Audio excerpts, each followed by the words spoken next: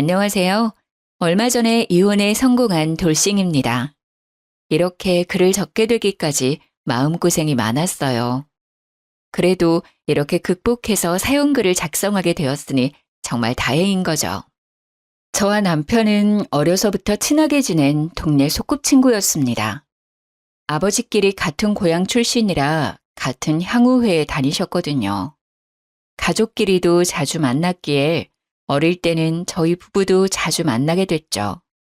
사춘기 때는 좀 멀어졌지만 사회인이 되어 다시 만났을 때는 서로에게 관심이 있어 연인으로 발전했습니다.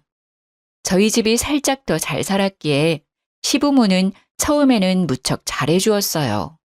그런 저의 완벽할 것 같았던 결혼 생활에 금이 간 것은 단 한 가지 문제 때문이었습니다. 아가, 도대체 몇 년 동안 우리를 더 기다리게 할 참이냐? 너 시집 오기 전에 호언장담을 했어. 떡두꺼비 같은 손주 척하니 안겨주겠다고. 죄송해요, 아버님. 저희도 이래저래 노력은 하고 있는데 잘 안 생기네요. 으이그, 대체 이게 뭐냔 말이야. 우리 정호 3대 독자야. 자식은 많이 낳아도 모자란데 어찌 단 한 번도 소식이 없어. 손주 타령하는 시부의 모습을 보는 것도 이때쯤엔 지겨워지고 있었습니다. 게다가 오기 싫은 시댁에 매번 들리자는 남편에게도 짜증나기 시작했죠. 아버지, 그만하세요. 우리도 다 노력하고 있어요. 조만간 생길 테니 걱정 마세요. 7년 동안 안 생긴 애가 갑자기 생길 리가 있겠냐? 예, 정호야.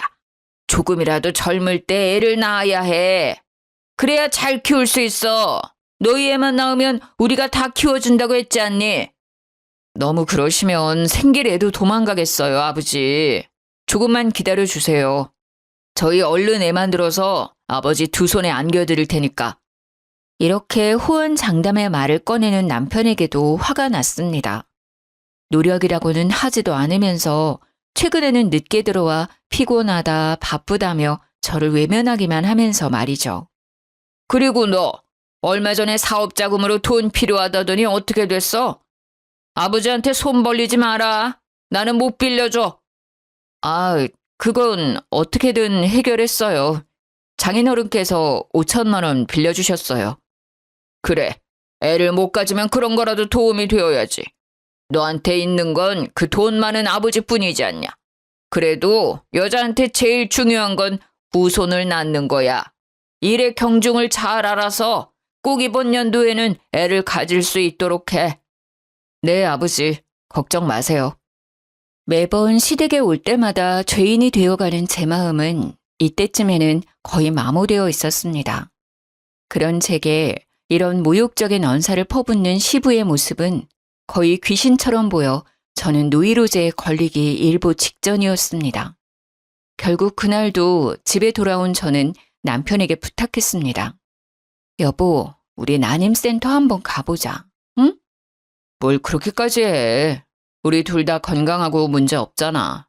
조만간 곧 생길 거야. 무슨 소리야. 이제 좀 있으면 나도 30대 후반이야. 체력 더 떨어지기 전에 뭐라도 해봐야 될 거 아니야. 괜찮다니까. 너무 초조해하면 생길 애도 더 안 생겨. 자기는 모르잖아. 내가 받는 스트레스. 시댁만 가면 내가 죄인이 된 것 같아. 매번 똑같은 이유로 구박받는 내 기분 자기는 절대 몰라. 시댁에 다녀온 날에는 하루도 빠짐없이 저와 남편은 다툼이 생겼습니다.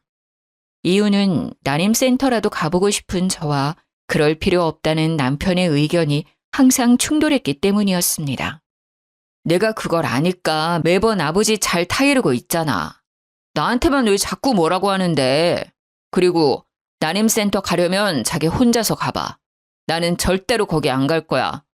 문제 있는 사람 취급하는 것도 하루 이틀이지. 그럼 나더러 어쩌라는 건데. 왜 매번 내가 그런 이야기를 들어야 해? 나도 우리 집에서는 귀한 외동딸이야. 이런 이야기 들어야 할 이유가 전혀 없는 사람이라고.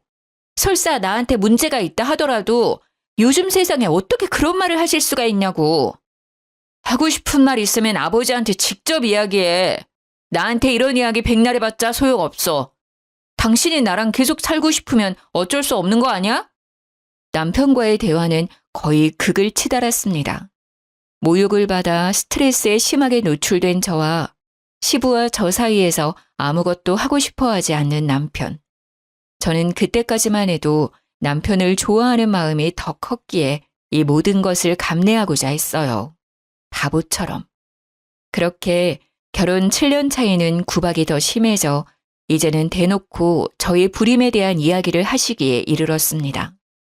그러나 그건 제가 생각한 것보다 더 수치스럽고 힘든 일이었어요. 다년간의 폭언으로 단련된 저도 부모님과 관련되니 참을 수 없었거든요. 이혼을 결심한 그날은 김장 때였습니다. 예, 넌 무슨 밥을 그리 많이 먹어? 애 하나도 가지지 못하는 며느리가 시댁밥을 이렇게 축내다니 나중에 집에 가서 먹어. 그래, 설마 꼴랑 김장하러 왔다고 밥 얻어먹을 생각하는 건 아니지? 너한테 줄 밥도 아깝다. 우리 집에서 사람 대접받고 싶으면 빨리 손주나 만들어 와라. 그 전에는 난 너 며느리로 인정 못 해줘. 김장을 하러 시댁에 와서 일을 실컷 하고 밥을 먹는 중에 시부모가 한 말이었습니다. 저는 화가 머리끝까지 났지만 말대꾸를 할 여력도 없었고 그 당시 제 마음에는 혹시 제가 잘못돼서 그런 거면 어쩌지 하는 불안감 때문에 아니라고 말할 수도 없었어요. 결국 저는 그 말에 숟가락을 식탁에 놓았습니다. 본래부터 입맛이 없었는데 그런 소리를 들으니 목구멍에 돌이 막힌 것처럼 밥이 들어가지를 않더라고요. 저는 남편이 결혼 전에 쓰던 시댁의 방으로 들어갔습니다. 밥을 다 먹은 남편이 방으로 들어왔길래 저는 남편을 붙잡고 하소연했습니다. 당신 진짜 협조 안 해줄 거야? 우리 진짜 인공이나 시험관이라도 한번 해보자. 솔직히 당신 요즘에는 나하고 관계도 피하고 있잖아. 하늘을 못 보는데 무슨 별을 따, 어? 제발. 싫어. 나는 그렇게 강압적으로 숙제하듯 하는 건 싫다고. 게다가 너도 그래. 내가 그럴 마음이 들도록 만들어줘야지. 요즘 당신 모습 보면 솔직히 그럴 마음 싹 사라져. 당신이 이러니까 내가 매번 시댁에 와서 구박받는 거 아냐. 애는 나 혼자 가져? 당신이 안 도와주면 내가 어떻게 애를 만들어. 그러니까 당신은 왜 매번 내가 안 해줘서 그렇다고 말하는 거야. 당신한테 문제가 있는 걸 왜 나한테 이런 식으로 이야기하냐고. 그럼 당신은 왜 당신이 문제 없다고 말하는데? 우리 둘 다 검사도 한 번 안 해봤는데 당신이 그걸 어떻게 알아? 너희 둘, 뭐 하는 거야? 우리의 언성이 높아지자 결국 시부모가 방 안으로 들어왔습니다. 그 눈빛에는 저를 향한 못마땅함과 화가 가득했어요. 저는 눈을 감으며 한숨을 푹 쉬었습니다.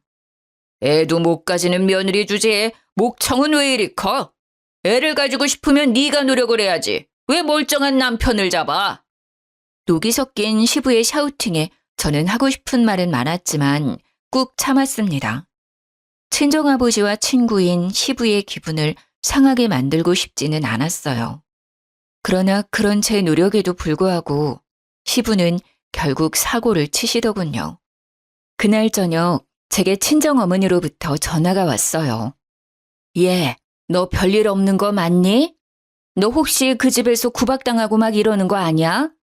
엄마는 갑자기 전화해서 무슨 말을 하는 거야. 괜찮아, 별 문제 없어.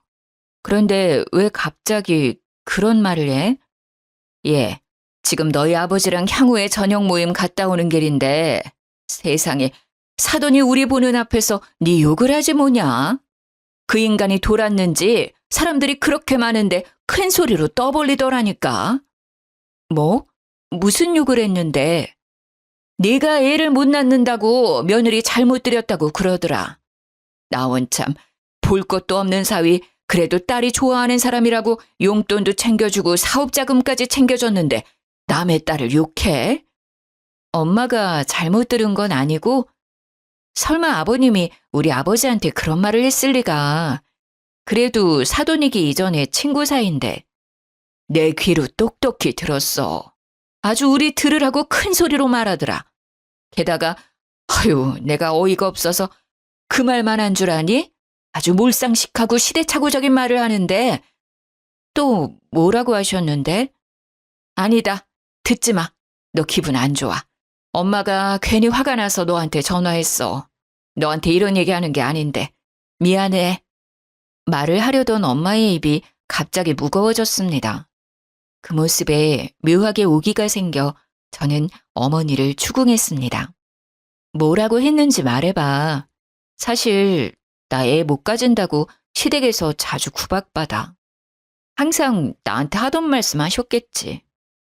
뭐? 진짜로 그래? 너 진짜로 옛날 같으면 첩이라도 드릴 판이라는 말을 듣는 거야?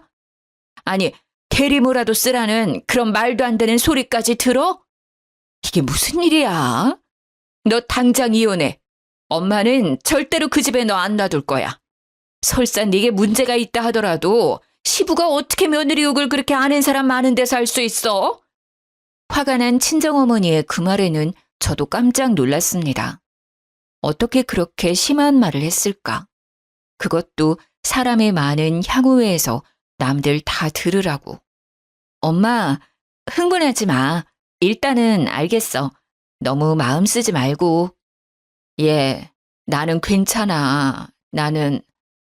근데 너희 아버지 묘하게 경직돼서는 화를 참는 모양인지 한숨을 푹푹 내쉬고 앞으로 향후에 보임에 나갈 수 있으려나 모르겠어. 하나뿐인 외동딸 얼마나 애지중지하는지 잘 알잖니. 그런 외동딸을 사돈이 그렇게 흠 있는 여자로 소문냈으니 저는 친정어머니의 말에 아무 대꾸도 하지 못했습니다. 모두 제 잘못인 것만 같고 제가 무언가라도 해야 할 것 같다는 생각이 들었어요. 어머니와 전화를 끊은 저는 남편이 들어오기를 기다렸습니다. 그날따라 남편은 늦게 도착했고 저는 어두컴컴한 안방에서 잠도 이루지 못한 채 남편을 맞이했습니다. 여보, 우리 내일 당장 난임센터 가자. 갑자기 무슨 소리야. 그건 안 하고 싶다고 이야기했잖아. 내 친구들이 그냥 마음 편하게 먹고 있으면 생긴다고 했다니까. 그리고 나는 진짜 괜찮아. 절대로 문제 없어. 당신 내가 무슨 소리 들었는지 알기나 해? 내가 뭘 그렇게 잘못했길래 우리 엄마 아빠한테까지 싫은 소리를 듣게 만들어야 하는데? 왜?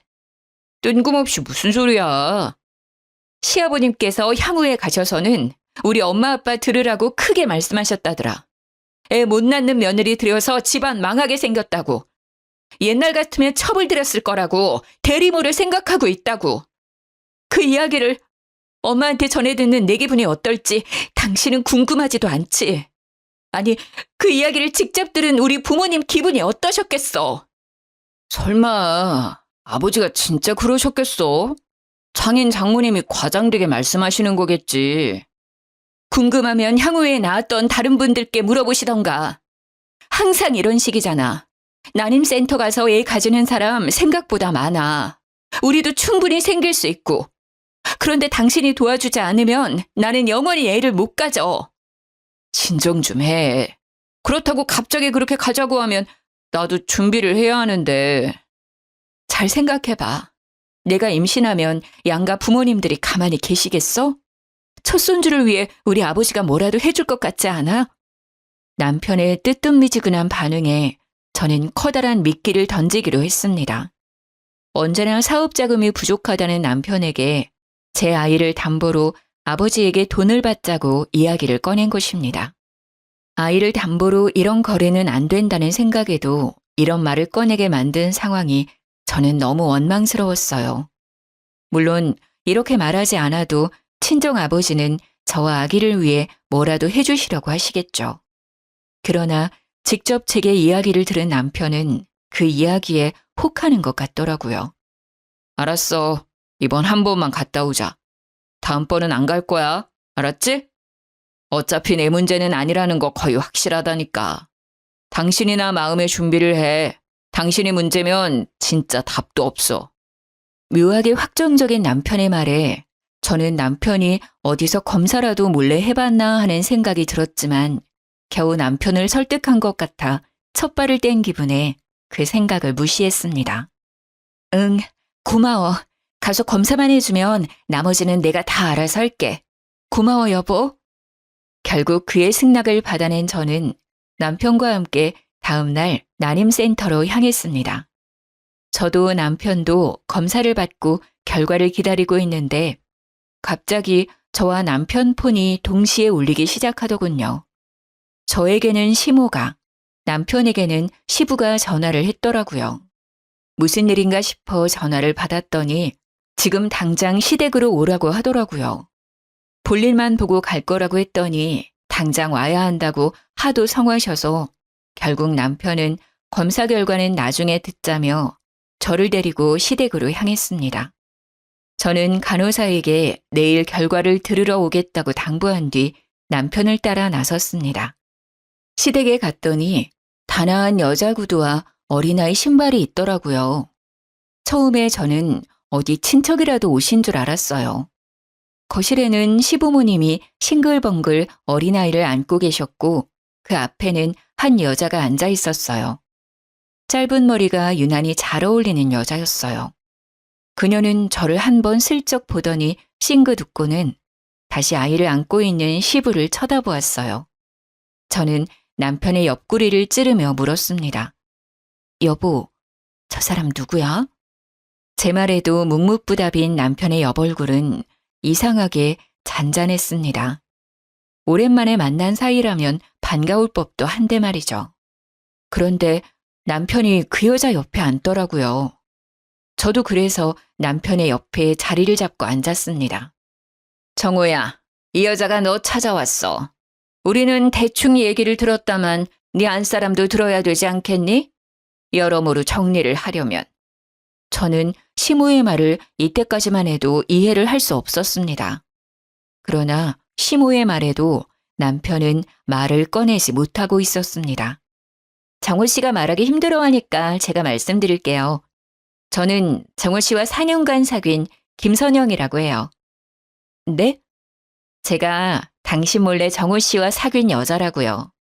내연녀 라는 말은 싫어하지만 이 단어가 제일 이해하기 쉽겠죠? 무슨 소리 하시는 거예요? 이 남자랑 사귀었다고요? 현재도 사귀고 있는 중이죠. 저희 4년간 사귀면서 아이도 낳고 잘 지냈어요. 솔직히 그렇게 그냥 지낼 수도 있었는데 정호 씨 시댁에서 손주 문제로 힘들다는 이야기를 듣고 이렇게 제가 직접 찾아왔어요. 저는 점차 열이 오르는 것이 느껴졌습니다. 게다가 남편에게 오려는 아이의 모습을 보니 그 말이 거짓도 아니라는 걸 느꼈습니다. 남편은 능숙한 솜씨로 아이를 안아주더군요. 제가 보고 싶었던 광경이긴 했지만 남편 품 안의 아이가 제 아이가 아니라는 것은 기분 나쁨을 넘어 소름 끼치는 일이었습니다. 솔직히 당신도 힘들잖아요. 그냥 이쯤에서 그만하시고 저한테 그 자리를 넘겨주시는 게 어떨까 하는데 괜찮으시죠? 자리를 넘겨달라니 이혼을 하라 말인가요? 네, 그래야 제가 며느리가 되고 제 아들이 손주가 되잖아요. 어차피 애도 없고 문제 있는 당신은 여기에 있을 자리도 없잖아요. 잠시만요. 정호 씨, 당신이 말해봐. 이게 무슨 일인지. 정말 저 여자 말이 다 맞아? 저는 그 상간녀의 말을 끊었습니다. 그녀에게 듣고 싶은 게 아니었습니다. 자초지종을 듣는다 하더라도 남편의 입으로 직접 듣고 싶었어요. 맞아. 4년 전에 우리 회사 직원으로 들어왔고 그때부터 만났어. 애는 2년 전에 태어났고. 당신이 나 몰래 4년간 바람 피면서 상간녀와의 사이에서 애까지 낳았다는 게 진짜 사실이라고? 어허, 상간녀라니. 우리 손주 낳아준 귀인한테 너는 무슨 말을 그런 식으로 해? 갑작스레 나에게 호통치는 시부의 모습에 저는 어안이 벙벙했습니다. 이 말도 안 되는 상황에 제가 가해자가 된 기분이었어요. 분명히 제가 피해자임에도 이 사람들은 제가 잘못했다고 저를 다그치고 있더라고요. 지금 여기 있는 사람들 중에 제정신인 사람이 저뿐인가요? 어느 시댁에 정식으로 결혼한 며느리보다 상간녀를 더 두둔하시는 건가요? 이건 아니죠. 어디서 말을 함부로 해? 이게 다 네 잘못 아니냐? 네가 애 못 낳는 성녀라는 걸 알았으면 절대 너랑 우리 정호 결혼시키지 않았을 거다. 제가 성녀인지 아닌지 어떻게 아시는데요? 왜 제가 항상 문제라고 말씀하시는 거냐고요? 네가 못한 걸 정우 애인이 해주지 않았냐? 어디서 목청을 크게 높여? 네가 뭘 잘했다고? 7년 동안 시간만 잡아먹으면서 대까지 끊기게 만들고.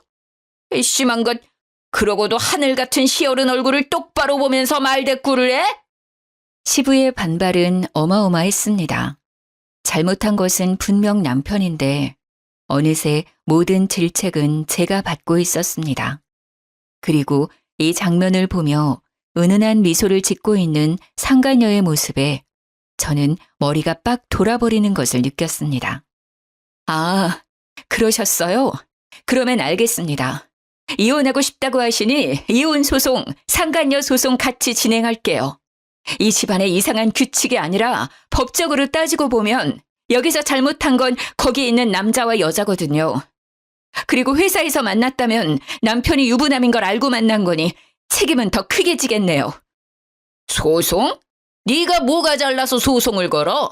이 집안에 도움이 된 적도 없는 주제에 무슨 소송?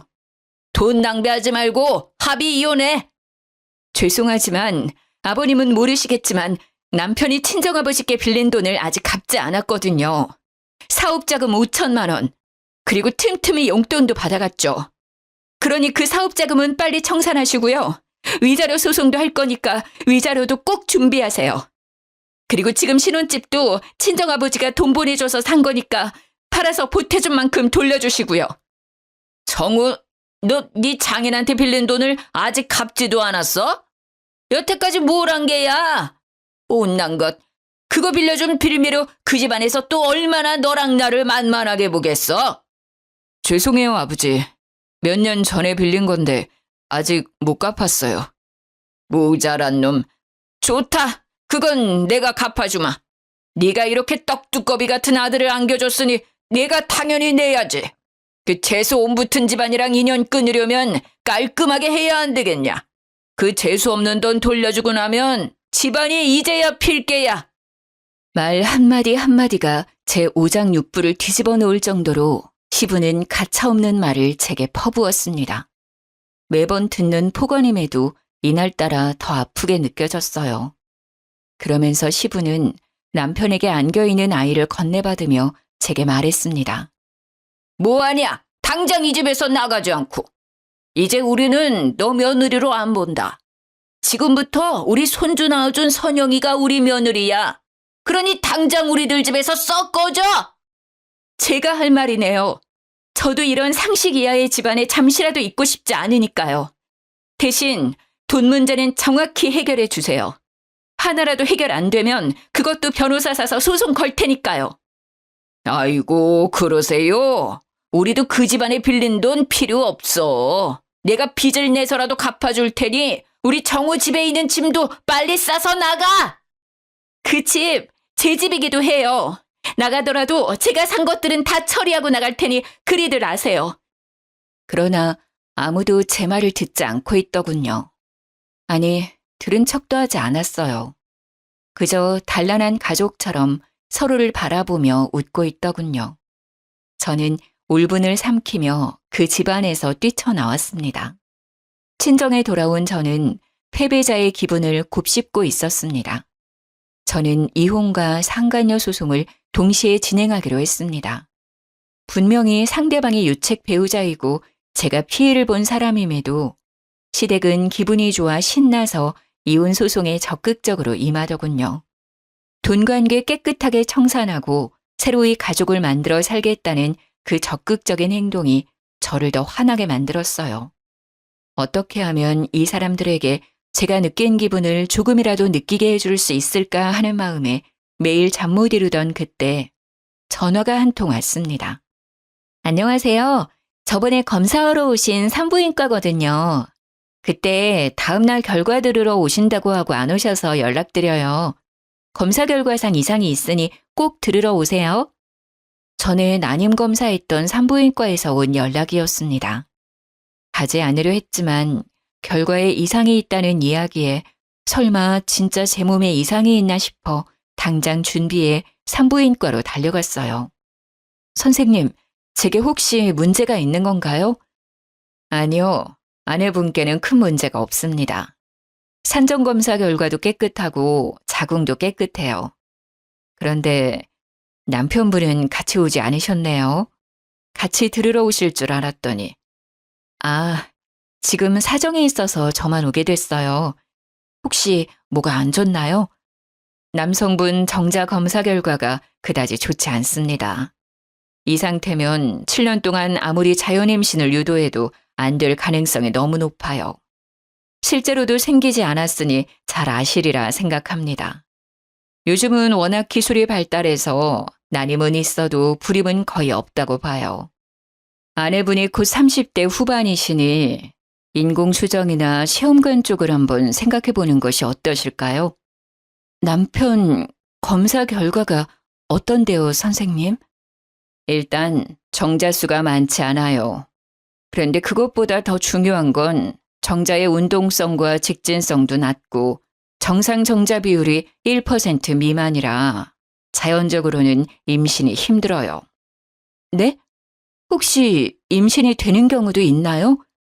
정말로 아주 간혹 임신이 되는 경우도 있지만 그렇게 쉽게 가질 수는 없을 겁니다. 이 정도 수치면 거의 무정자증에 가까울 정도의 수치라. 그래도 시험관으로 하시면 의사의 말에 저는 눈이 번쩍 뜨였습니다. 그 뒤의 이야기가 눈에 들어오지 않았어요. 혹시나 그 아이가 남편의 아이가 아니지 않을까? 아니, 그 아이가 남편의 아이라 하더라도 내가 난임의 원인은 아니라는 증거를 제시할 수 있다는 생각이 들었죠. 복수를 할 수 있는 기회가 드디어 제게 온 것입니다. 아니요. 저기 선생님, 혹시 검사 결과를 집으로 보내도 될까요? 남편과 연락이 잘 안 돼서 우편으로 보내면 잘 볼 것 같거든요. 네, 그럼 나가는 길에 주소 알려주고 가시면 검사 결과 보내드릴게요. 그리고 이 정도로 안 좋은 검사 결과라도 가능성이 없지 않으니 나중에라도 꼭 찾아오세요. 저는 나가면서 간호사에게 시댁 집 주소를 알려주었습니다. 혹시나 몰라 한 통 더 남편의 회사로 보내기로 했죠. 그리고 며칠 지나지 않아 모르는 번호로 전화가 왔습니다. 여보세요? 누구세요? 저 정호 씨 와이프예요. 우리 얘기 좀 해요. 정호 씨 와이프라. 아직 이혼은 소송 중이라 그쪽은 상관여고 제가 와이프인데. 뭐 이제 와서 그런 건 상관없겠죠. 그런데 무슨 일 때문이시죠? 당신이 우리 집에 그거 보냈죠? 그거라니 뭘 말하는 거죠? 검사 결과지요. 그걸 보낸 의도가 뭐예요? 의도라니. 이혼 소송 전에 검사한 건데 김정호 씨도 알아야죠. 일단 만나서 이야기해요. 급히 전화를 끊는 걸 보니 시모가 집에 있었던 모양입니다. 저는 상간녀의 모습을 보며 그녀에게 문제가 있다는 것을 짐작했어요. 그래서 그녀가 말한 약속 장소로 향했어요. 안녕하세요. 얼굴 좋아 보이시네요. 저는 웃으며 폰을 자연스레 테이블 위에 뒤집어 올려두었습니다. 못 본 사이 퀭해진 상간녀의 얼굴에 저는 웃음이 절로 났습니다. 당신, 왜 그런 검사지를 시댁으로 보낸 거예요? 이러신다고 달라질 거 아무것도 없어요. 우리 애는 남편 애고 나는 그 사람 애를 낳은 유일한 여자니까. 아, 그러세요? 그러면 걱정할 일도 아니지 않나요? 왜 굳이 저를 불러내서 이야기를 하는지 잘 모르겠네요. 당신이 떳떳하면 그만이지. 그리고 떳떳하면 그 결과지 정호 씨한테 그냥 줘요. 그걸 왜 감추고 저한테 보자고 한 거죠? 떳떳하고 말고의 문제가 아니잖아요. 괜히 분란만 일으키려고 보낸 거나 마찬가지면서. 이보세요. 저는 그럴 생각 없어요. 저야말로 그 집과 인연 끊고 싶은 사람이니까요. 다만 그 검사 결과지에는 김정호 씨의 검사 결과가 있었고 그걸 들으러 가지도 않은 김정호 씨를 위해 결과를 우편으로 보낸 것뿐이에요. 그렇지만 굳이 그런 결과를 우편으로 보낼 필요가 있으셨나요? 남편이 멀쩡하다는 증거가 바로 우리 애예요. 게다가 저희는 이미 가족이라고요. 당신 같은 외부자가 왈가왈부 할 일이 아니라고요. 그러니까 그렇게 당당하시면 친자 검사라도 해보면 되잖아요. 당신 말대로라면 그 아이는 1%의 기적을 만들어낸 아이일지도. 의사는 자연임신 성공률이 굉장히 낮다고 했지만 이렇게 임신하셨잖아요. 그럼 축하받을 일이죠. 제게 찾아와서 따질 일이 아니라. 저는 절대 안 해요. 제가 왜 친자 검사를 해요? 우리 애는 정우 씨 애가 확실하다고요. 그러세요? 다행이네요. 김정우 씨 3대 독자라 시부모께서 손주에 대한 애정이 남다르시거든요. 그때 보셔서 아시겠지만 손주라면 간이고 쓸개고 다 빼주실 위인이시라. 저는 상간녀의 얼굴이 허옇게 질린 것을 보고 웃어주었습니다. 그리고는 말이 다 끝난 것처럼 자리에서 일어나며 뒤집어 놨던 폰을 들어서 귀에 댔습니다. 다 들었지, 김정호 씨? 걱정할 필요 없겠는데? 이렇게 대쪽같이 당신애라는데 거짓말은 아니겠지. 친자검사는 자기가 알아서 하시고 이제 둘이 이야기하면 되겠네. 저는 폰 너머 소리치는 남편의 목소리를 무시하며 전화를 끊었습니다. 제 모습에 상간녀의 얼굴이 허옇게 질렸더라고요. 당신 뭐 한 거야? 설마... 네, 방금 그 전화 김정원 씨고요.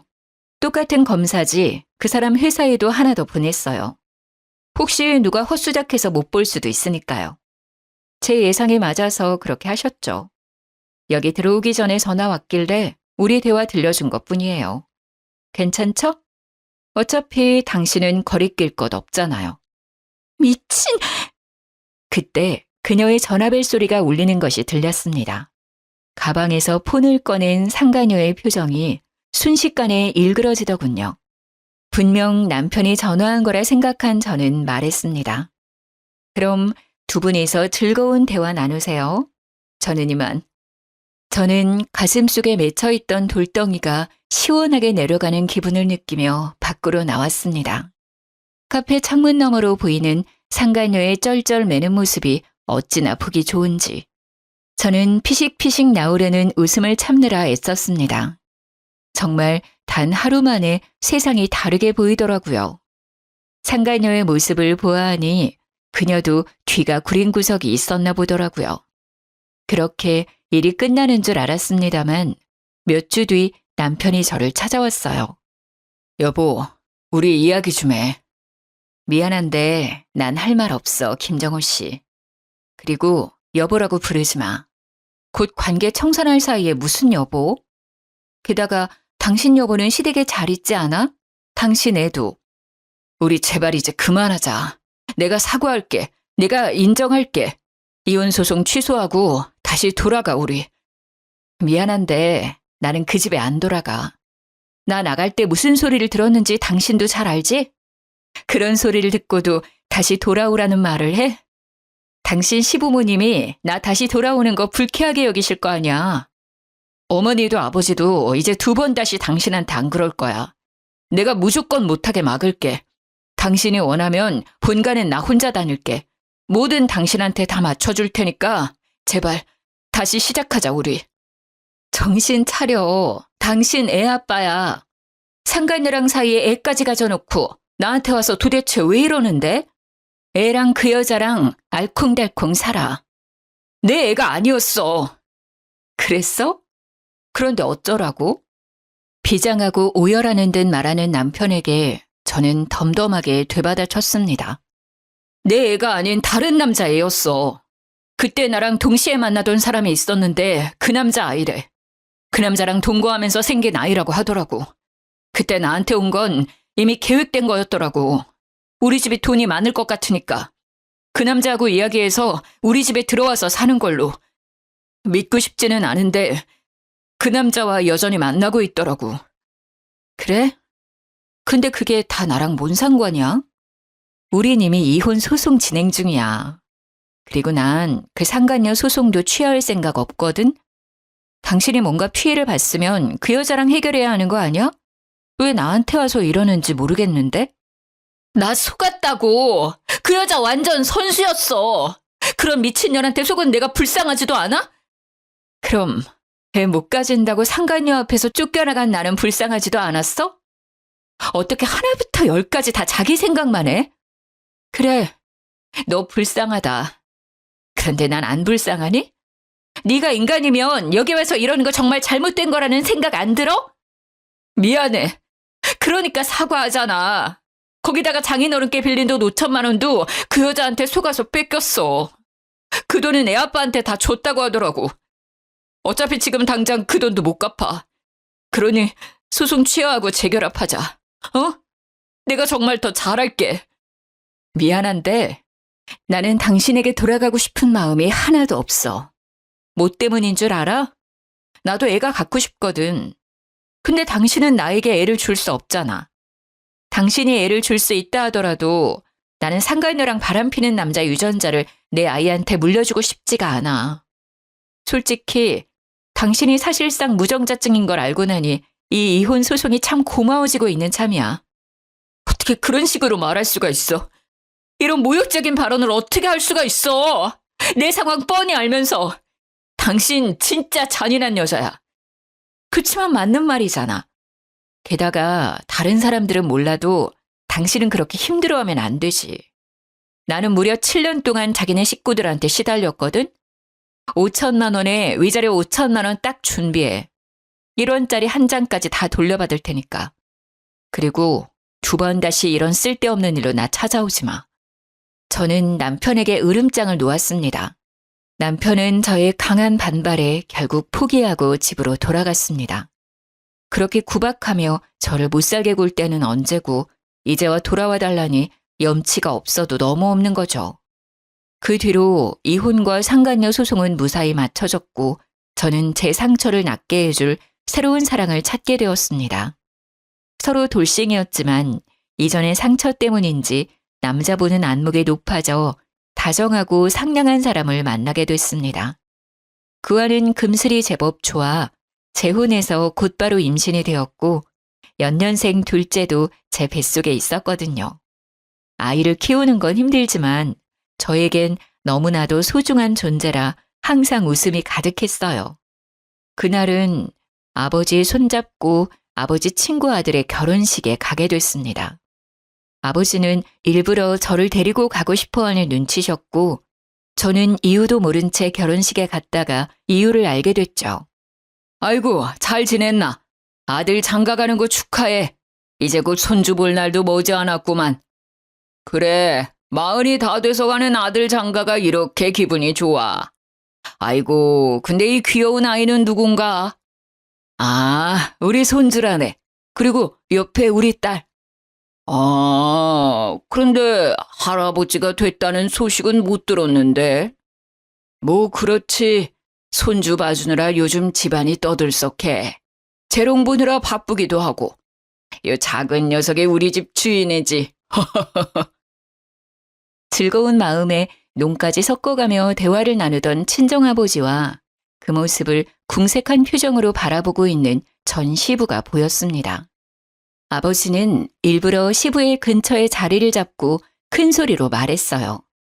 여기 첫째 손주는 요즘 말로 허니문 베이비라고 신혼여행에서 생겼지 뭐야. 게다가 벌써 둘째 손녀도 딸 뱃속에 있지. 뱃속 둘째가 태어나면 또 우리 부부가 바쁠 거야. 딸이 친정에서 산후조리를 하고 싶다고 해서 말이지. 그런데 그전에는 애가 안 들어선다고 그리 난리더니 어찌 잘 됐나 보군. 축하해. 우리 집이 경사가 아니었구만. 친정아버지의 친구는 아직도 제가 재혼한 걸 모르시고 계셨습니다. 그러게나 말이야. 이렇게 멀쩡하게 애만 잘 낳는 애를 그리 몰아세우고 말이지. 요즘에는 손주가 말이 많이 늘어서 말이지. 같이 놀면 재미가 있어. 날 닮았는지 배우는 것도 빠르고. 아버지의 손주 자랑하는 말에 주변 아버지 지인분들께서 웃으며 아버지 말에 수긍했어요. 그 말을 듣던 사람 중 단 2사람만이 끼어들지 못하고 썩은 표정으로 앉아 있었습니다. 바로 시부와 시모였습니다. 아유, 김씨, 천만다행이야. 3대 독자 대 끊긴다며 그리 걱정을 하더니 이렇게 귀여운 손주가 둘이나 생겼지 않나. 자네도 축하해. 겨우 독자 집안 탈출이구만. 그간의 사정을 모르는 사람들이 시부를 향해 축하의 말을 보내자 시부의 얼굴이 썩어가고 있었어요. 저는 웃으며 시부에게 말을 걸었습니다. 어머, 오랜만에 뵈어요. 아이 낳아줄 여자 찾았다며 절 쫓아낸 뒤로 처음 뵙는 것 같네요. 잘 지내셨죠? 4년 전에 이혼하고 한 번도 뵙지를 못했네요. 그래. 시부의 반응에 근처 어른들 반응이 더 웃겼습니다. 이혼을 했어? 이제는 사돈지간이 아니구먼. 이런, 내가 큰 실례를 했어. 아이고, 왕래가 없는 동안 그런 일이 있었어? 그런데 보자. 애가 안 생기다가 이혼 후에 둘이나 생겼으면 김씨 아들한테. 아유, 그랬군. 아이고, 이러잖아. 이거 우리가 괜한 말을 했구만. 아니요, 괜찮아요. 다들 모르시는 게 당연하죠. 사실 제가 이혼한 지 좀 됐거든요. 제가 애를 못 가져서 결국 쫓겨났죠. 저도 항상 죄송한 마음이었는데 손주가 생기셔서 마음을 좀 놨어요. 새 며느님이랑 손주는 잘 지내고 있나요? 제 말에 시부의 얼굴은 점점 굳어가며 시뻘겋게 달아오르기 시작했습니다. 시모는 안절부절 못하며 시부의 안색을 살피기 바빴어요. 아니, 그게 무슨 말이야? 김씨한테 손주가 있어? 서로 재혼을 했다는 말이야? 네, 저 쫓겨나던 날 새 며느님이 아기 데리고 집에 왔더라고요. 그때 그 애가 2살쯤이었으니 지금쯤 6살은 됐을 텐데 많이 컸겠죠? 어찌나 귀여운지 엄마를 쏙 닮았던데요. 제 말에 시부는 결국 참지 못했는지 자리를 박차고 일어나 나가버렸습니다. 그리고 시부의 곁에 있던 시모도 황급히 시부를 따라갔습니다. 왜 저래? 아니, 새 며느리의 손주까지 생겼다면 됐지. 뭐 서로 마주하기에는 얘 과거가 좀 그렇지만 서로 가정을 다 이루고 있는데 뭐가 저리 마음에 안 든다고 가버리는 거야? 시부는 결국 알아버리고 말았던 것 같습니다. 자신의 새로운 며느리가 낳은 손주가 자신의 핏줄이 아니라는 것을요. 그것을 밝히지도 못하고 그저 떠날 수밖에 없었던 시부의 모습이 어찌나 작아 보이는지 실수가 터졌어요. 떵떵거리며 저를 질책하던 시부의 모습은 온데간데 없고 황급히 내빼는 꼴이 참으로 옹졸해 보였습니다. 친정아버지는 그제야 짐을 내려놓은 것처럼 어깨를 펴고 친구분들과 이야기를 나누며 다니셨어요. 그간 모임에 나올 때마다 불편했을 친정아버지가 밝아지신 것만으로도 저는 너무나 다행이라고 생각해요. 그 뒤 시부와 시모는 향후회에서 볼 수 없었습니다. 나중에 들은 이야기지만 시부는 새 며느리와 손주의 사기에 자기 아들도 본인 자식이 아닐지도 모른다는 의심병이 돋았나 봐요. 결국 전 남편과 시부의 친자 검사까지도 했다고 하더라고요.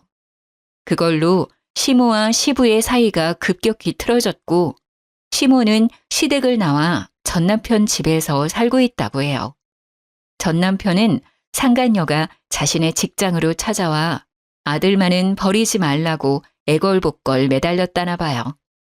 그걸 매몰차게 내쫓아버리는 모습에 회사에서는 천하의 나쁜 놈이 되었고 결국 그 아이가 자기 아들이 아니라는 말은 하지 못한 채 자진 퇴사를 했다고 하더라고요. 정말 웃긴 일이 아닐 수 없네요. 그러게 제가 애초부터 난임 검사를 하자고 요구할 때 했으면 나중에 그런 사기꾼 여자에게 사기를 당할 일은 없었을 텐데. 그 여자에게 기분은 나빴지만 어찌 보면 다행이에요. 계속 그 집구석에 있었으면 저도 미쳐버렸을지도 모르니까요. 어때요? 제 이혼 이야기가 재미있으셨나요? 사실 저도 가끔 이 일을 떠올리면 웃길 때가 있어요. 제가 행복하다는 반증이겠죠? 지금까지 저와 함께 웃어주셔서 감사해요.